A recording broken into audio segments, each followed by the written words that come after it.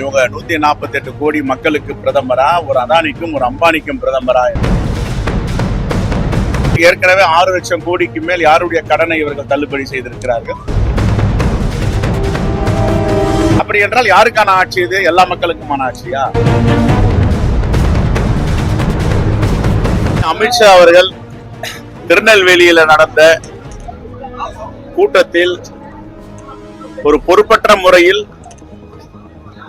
அவரே எல்லா அதிகாரிகளையும் எடுத்துக்கொண்டு அவர்தான் 148 கோடி மக்களுடைய பிரதிநிதியாக கருதி கொண்டு யார் பிரதமராக முடியும், யார் முதலமைச்சராக முடியும் என்பதை பற்றி எல்லாம் ஜோசியம் சொல்லிவிட்டு போயிருக்கிறார்.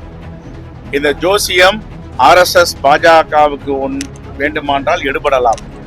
ஆனால் மக்கள் சக்தி முன்பு இது எடுபடாது. மக்கள் சக்தி தான் தீர்மானிப்பார்கள் யார் பிரதமர், யார் முதலமைச்சர் என்று. அவருடைய பயம், அவருடைய அச்சம், அதை நேற்றுக்கு வெளிப்படுத்தியிருக்கிறார். ஏற்கனவே சொல்லியிருக்கோம், இவங்க 148 கோடி மக்களுக்கு பிரதமரா, ஒரு அதானிக்கும் ஒரு அம்பானிக்கும் பிரதமரா, யாருக்காக இந்த ஆட்சியை செய்கிறார்கள் என்று ஏற்கனவே 6 லட்சம் கோடிக்கு மேல் யாருடைய கடனை இவர்கள் தள்ளுபடி செய்திருக்கிறார்கள்.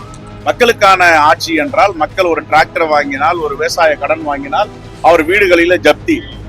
அம்பானிக்கும் அதானிக்கும் மீது லட்சக்கணக்கான கோடிகளை கடன் தள்ளுபடி செய்திருக்கிறார்கள். கேபினெட் அதற்கு அப்ரூவல் கொடுக்கிறது. அப்படி என்றால் யாருக்கான ஆட்சி இது? எல்லா மக்களுக்குமான ஆட்சியா? இதைத்தான் கேட்கிறோம். இதை கேட்டால் இதை திசை திருப்புவதற்கு இவர் பிரதமராக முடியாது, அவர் பிரதமராக முடியாது என்றால் இவர்கள் யார் அதை சொல்லுவதற்கு? மக்கள் சொல்ல வேண்டும், மக்கள் தீர்மானிக்க வேண்டும். மக்கள் சக்தி தான் மகேசன் சக்தி என்று சொல்லுகிறார்கள். அவர்கள் தான் தீர்மானிப்பார்கள்.